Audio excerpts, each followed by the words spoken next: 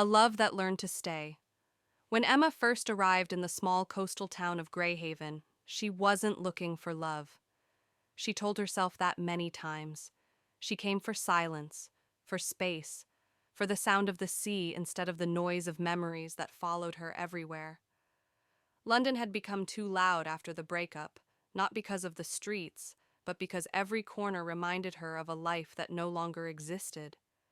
Greyhaven was different. The town seemed to breathe slowly. Old houses leaned toward each other like tired friends who had shared too many winters. The streets were narrow, worn smooth by decades of footsteps, and everything smelled faintly of salt and damp wood.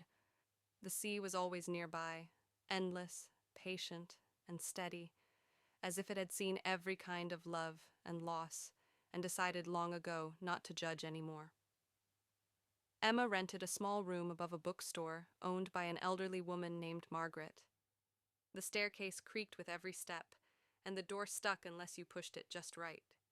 The room smelled of old paper, sea air, and something warm that reminded Emma of childhood afternoons spent in libraries.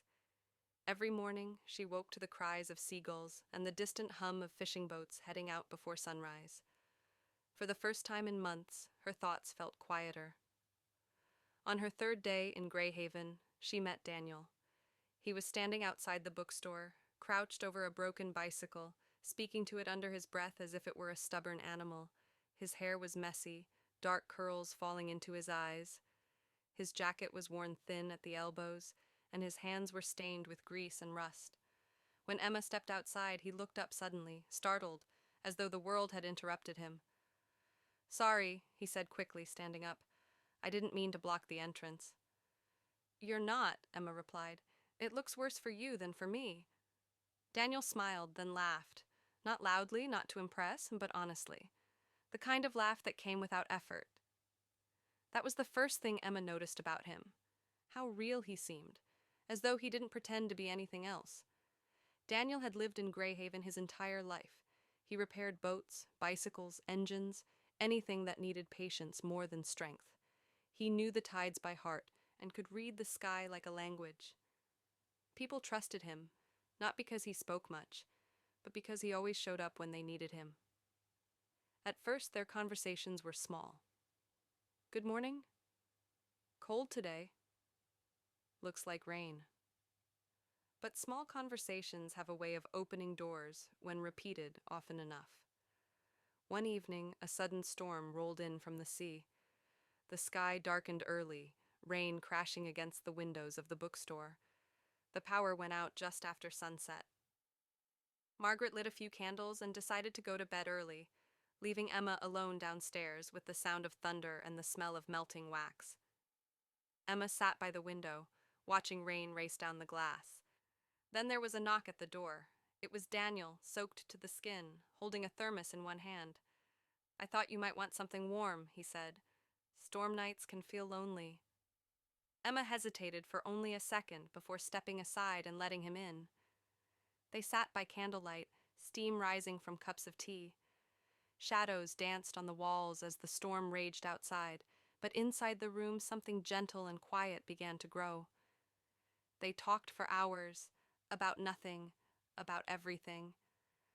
Emma told him about London, about the relationship that ended not with anger, but with exhaustion, about how love slowly turned into silence. Daniel listened without interrupting. He didn't try to fix her story or explain it away.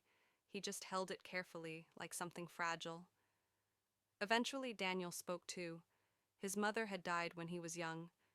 His father left soon after. Greyhaven had raised him, neighbors, work, the sea. He learned early that people leave, but places can stay. That night, when the storm finally calmed, Daniel stood by the door, unsure of where to put his hands. "I don't want to rush anything," he said, "but I'm glad you're here." "So am I," Emma replied. Weeks passed. They walked along the shore at dawn, footprints disappearing behind them as quickly as they were made. They shared quiet meals and comfortable silences. Sometimes they didn't speak at all, and it felt natural, as though words were unnecessary. Emma noticed the small things Daniel remembered. How she liked her tea, slightly sweet. How she hated loud places. How she touched the necklace at her throat when she was nervous. No one had noticed those things before, or if they had, they hadn't cared enough to remember. But fear followed her. Love to Emma had become something fragile, something that started beautifully and ended painfully. She felt it growing again, slow but undeniable, and the fear grew with it. One evening, sitting on the steps outside the bookstore, she told Daniel she might leave soon. I don't